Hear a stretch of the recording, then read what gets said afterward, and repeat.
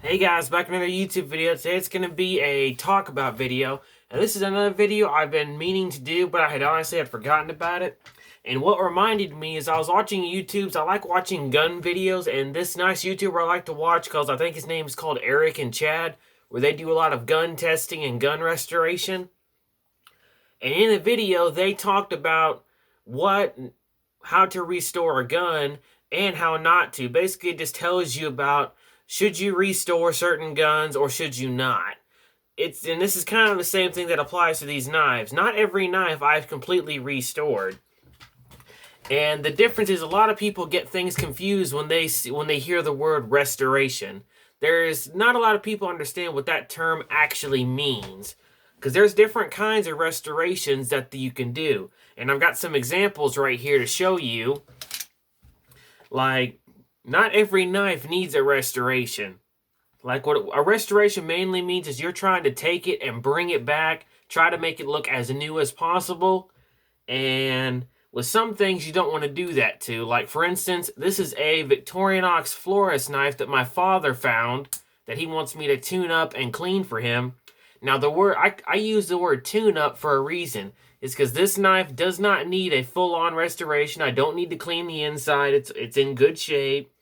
I only have to hand sand the blade a little bit and polish it up and then sharpen it. And that's a tune-up. Just a hand sand, a polish, and a sharpen, and an oil. Because the inside is in pristine shape. All I have to do is just rinse it out and give it a nice little bath in water.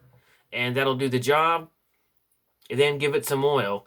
That's what a tune-up is when you're just simply taking a knife and cleaning it. You're not fully restoring it. Because that's the main difference. And there are some knives. Now, some people might say, well, an old knife, I don't want to restore it because I don't want to risk taking off the patina, as they say. Now, first of all, there's a difference between that word. A patina is when it's something like this. This is an Imperial fixed blade. These are really common. It's got a natural patina to it, but you take care of it. You don't just let it sit and rust. You oil it. You take care of it. And I actually use these knives quite a bit. I have another one right here, actually. Both of these I use quite a bit. They both have their uses. And my point is simply saying, yes, you can restore, but a lot of things depend on it. Like when a thing is in need of dire restoration, like this is an example. This is an old USA knife that is completely corroded and rusted shut. You can barely get it open. This is when a knife is in need of a big restoration. That is when you take it completely apart from scratch, all pieces one by one, and clean each piece individually and then put it all back together. That's what a full-on restoration is when you have to get it completely taken apart, cleaned, and put it right back together. Now, in my opinion, not every knife is worth it. This is just an old USA knife. It's not really worth much collectible value, but I can take it, restore it, and sell it for some money, but all the work I put into it won't be worth it.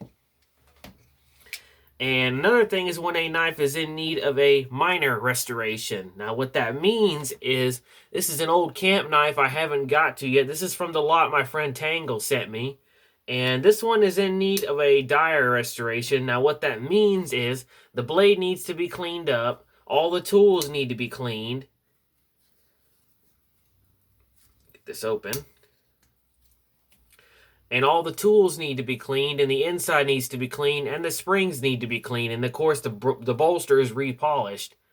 But that is a minor restoration, is when you take all this and clean it up without having to take it apart, because these are actually still very well put together. There's no rust actually in the locking mechanism, so that I can definitely not worry about. So that I can definitely clean up and tune up. A minor restoration is when you take a knife like this and hand sand it all by hand and get it all nice and clean without having to take it completely apart. That's what a minor restoration is. And yes, this knife generally is not worth a lot. It's just an Imperial knife from 1920, if I remember right, which they're still not collectible, but they somewhat are. Like, a lot of collectors love to have knives from that era. So yes, knives like this and this and this all technically can be restored. It's just there's a difference between between a tune-up, a full-on restoration, and a minor restoration. Those are the three differences. Because the word restoration can mean a lot of things to somebody who doesn't actually know what that word means. A full-on restoration is when you, like I said, when you take a knife completely apart to the bare metal, clean all the parts till they're a mirror shine and put them back together. That's the difference. Now when it comes to very valuable knives, like let me get these out for an example. This is my Challenge Cutlery Hawkbill from 1800. This one I fully restored myself, and when I first got it, it did not look very well. It was totally covered in rust, it wouldn't open, it wouldn't even lock properly, and it basically looked just like that. When a knife is in that kind of condition where it is totally rusted and beat up, then in that case the knife is in need of a restoration. This one, I did a lot of it by hand. I hand sanded it and buffed it with my Dremel and preserved the original bone handles. And now it locks better and even has a half lock. Which I did not notice that when I first got it because I thought it just opened regularly. And after cleaning it up and putting it back together, it locks just like that too.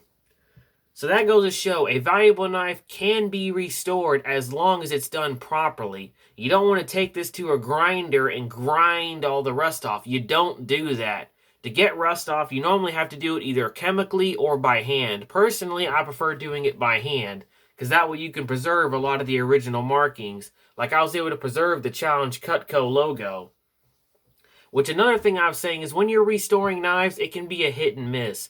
You can take a knife like this, restore it, and uncover a logo that makes it worth a lot of money, or you can restore it and put a lot of work into it. It's not really worth much. But you still put a lot of work into it, and you want to carry it as your own personal knife. It's whatever you want to do. So yeah, knives like this that are pretty valuable, yes, you can restore them, but always do your research first before you think about doing it. Like this knife, like I said, this one's worth about $600 right here. And this one's one of the ones I keep in a shadow box because this is very old and in very nice condition now compared to what it was when I first got it. Because it was completely rusted, would not open, the spring was rusted and everything, and the bones were completely dirty, so I had to clean them out. So that's my point. You can restore stuff, but there's a whole different term to the term restoration. Like this one, I've actually not restored. This is an old Schrade switchblade from 1930, if I remember correctly, and I have not restored this in any way. I have cleaned it and oiled it so that way it does not rust again, and took some of the minor rust off that was starting to form. And the reason why I never restored this is because this knife is very rare. It's hard to find in any kind of condition. And it's got the original Bakelite handles that this thing was made with. The spring, sadly, is broken, and the blade has been heavily sharpened. But this knife in particular is very rare to find. It's not easy to find in any kind of condition. And this one is still worth about $80 to $100. As is.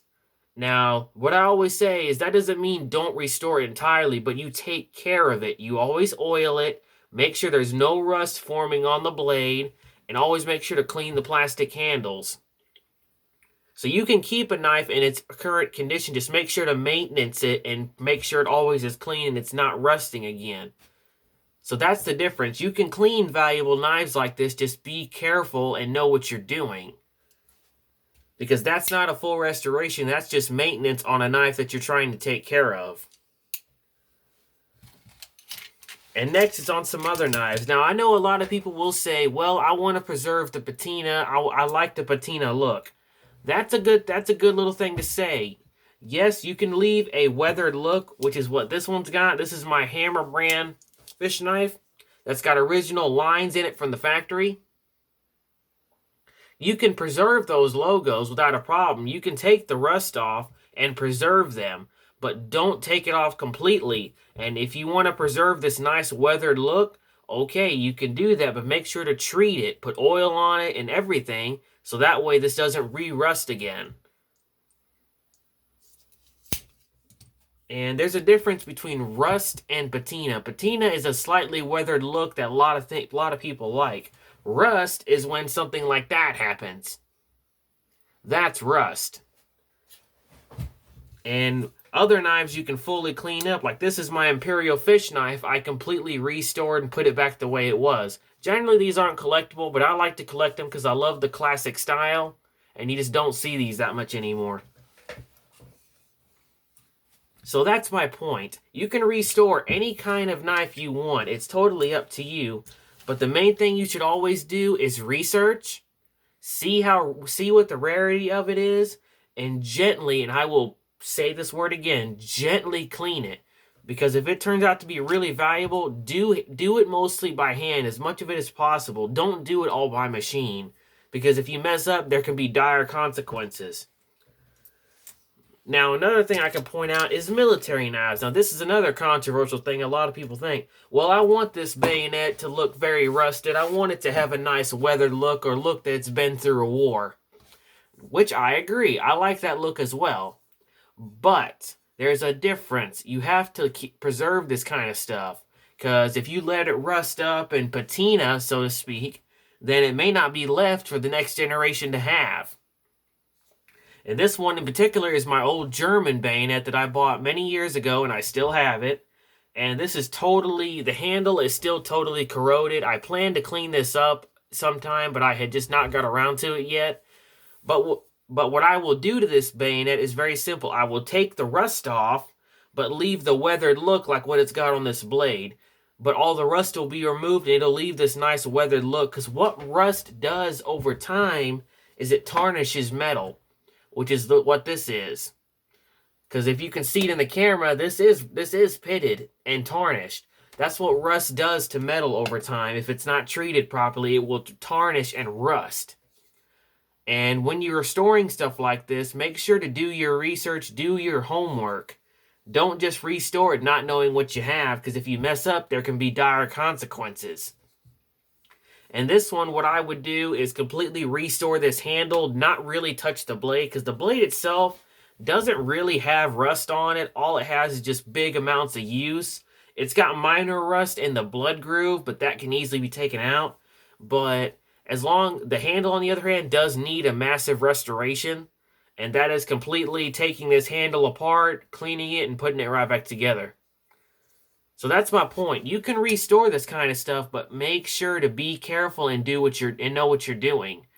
And if you want to leave this weathered look, be my guest. But make sure to maintenance it and oil it, so that way it doesn't re-rust over time. In this case, I actually made myself. And then next comes to this knife. This is my Western Pat .0 fighting knife. I've had this for a long time. And this one I did restore a little bit. I hand sanded the edge to get all the rust off and all the pitting mostly off the edge. And I cleaned up the leather handle and recoated it so that way it can be preserved. And now it looks a lot better. When it comes to these kind of knives, there is a point they need some tune-up. This was given a tune-up where I hand sanded the blade and recoated the handle, because the lacquer on these leather handles over time always worn off. That's what the leather handles have a reputation for. If they're not treated properly, they can decay and be brittle over time. And this one I recoated with a lacquer, so that way it reseals the leather back in. I don't have to worry about it decaying anymore. And I hand sanded and oiled the blade, so that way it doesn't rust anymore. So that's what you have to do, is make sure to always oil when you're doing restorations, and make sure to always maintain your knives. Next is on two other pieces of military history. Let me put these to the side. Is these two. My Civil War bayonet and my Soviet bayonet that my brother got for me. Now, first of all, they're actually very similar in a way, but my point is, certain things you don't want to try to restore.